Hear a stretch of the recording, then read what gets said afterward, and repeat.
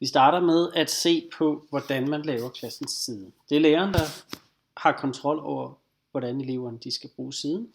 Det gør han via administrationen, som han finder heroppe i toppen under admin. Først han gør det er, at han logger ind. Og så er administration består af den her side. Her kan han så lave noget tekst til indledning, hvor han fortæller, hvad er det. Det kan være, at der skal stå ugens tema.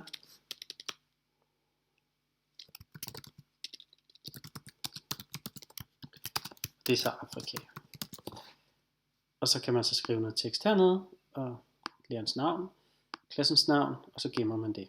Og så vælger man så nogle spil her. Jeg har valgt Afrika. Man kan vælge op til 4 spil. Og dem kan man så ændre over tid, og der er i alt 24 spil, og i realiteten 25 spil. Og så kan man så vælge hernede noget info, der relaterer sig til Afrika. Og det er altså noget info, du kan selv lave dit eget infofelt hernede.